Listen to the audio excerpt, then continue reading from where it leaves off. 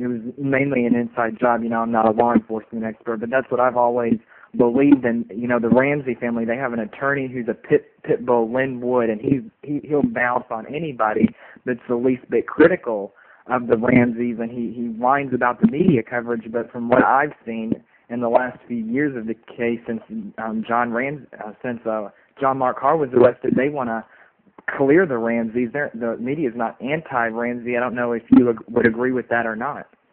Well, I think the media is really been stupid on this case. Look, here's all you have to know about this, and I agree with you. There is at some level of something that went on inside the house. Somebody did not come in. Look, when you have a kidnapping homicide and you have the mother that cannot be eliminated as being the author of the kidnap note, which the paper and pen come from the kitchen, that's a problem. When they say that John Bonet was asleep when they came back from the party and put her straight to bed, but she's got pineapple bits that are at the top of her large intestine, still identifiable, and there's a bowl of half-eaten pineapple bits on the counter with Patsy Ramsey's fingerprint on it, you got another problem. And then when Patsy goes to a party in an outfit and she reports the child kidnapped the next morning in the same outfit, I think you've got three problems that need to be addressed, and until you can address those, Patsy Ramsey is somebody that is involved and or is a suspect in this case. If you can't do that, you cannot budge beyond that. Yeah, that's a good point. And also, I remember hearing about the duct tape that was around her mouth. I think they proved that duct tape was put on the mouth post-mortem after John Bonet had passed away. Well, there's no doubt in my mind, if we want to get into the little, ticky parts of this case, you have two injuries, one that caused death, but one that was suspected that it caused death. They're inconsistent. The crime scene was definitely staged. It was staged to appear in a way that a non-career criminal suspect violator in this area would project this is what a crime scene would look. Same with the kidnap note. This was an amateur trying to sound like, this was the Unabomber manifesto of all kidnap notes. It was ridiculous. Whatever happened to the days where somebody cuts out 5 words out of a magazine and pastes them and say, if you want your loved one back, give me $50,000, period. No, this is like a couple pages. This is ridiculous. And you can't eliminate the mother as the author? How many times has that happened? How about a story from journalism? How about that? How many times in the history of law enforcement in this country has a kidnapped person had the kidnap note match somebody inside the house at the time of the kidnapping and you can't eliminate them? Never. That's a very good point, Mark. You've made excellent points, and Mark. I got to know the whole gang. In fact, you're talking about Jean Bonet, one of your former lab experts, wound up with the Colorado,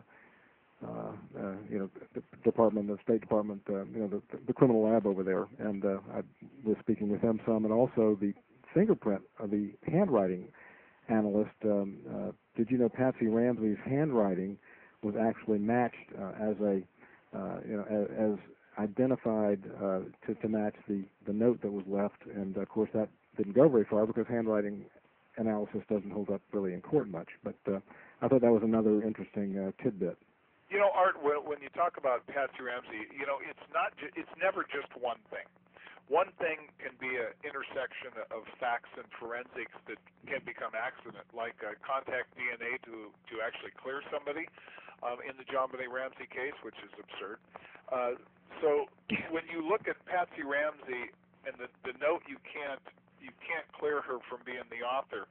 And then the paper and pen come from her kitchen. She's wearing the same outfit.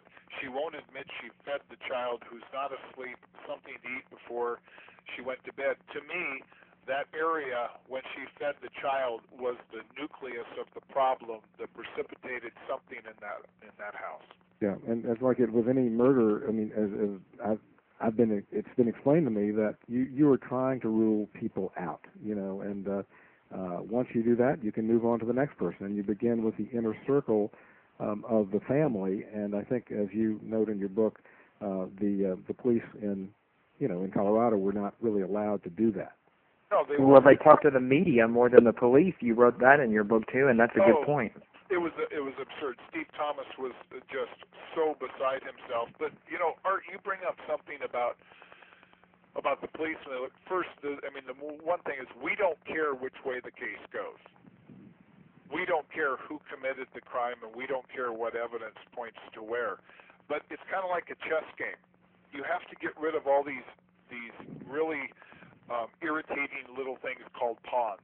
And those are the family members, and you have to do all this busy work of search warrants for phones, and you have to talk to them, and you have to get them out of the way. Once you can't get them out of the way, then they become part of a more complex and closing investigation, because you can't go farther than what you can explain. Right. You just can't do it. You just don't have a conflict in a timeline with an immediate family member or somebody close to the victim, and then just say, well, we're going to go look for somebody that probably broke into the house. You can't do that. And I think most of the time the media doesn't effectively project that in a way that people understand. They say, oh, yeah, it's probably the husband. They always think it is. Well, it's because it usually is.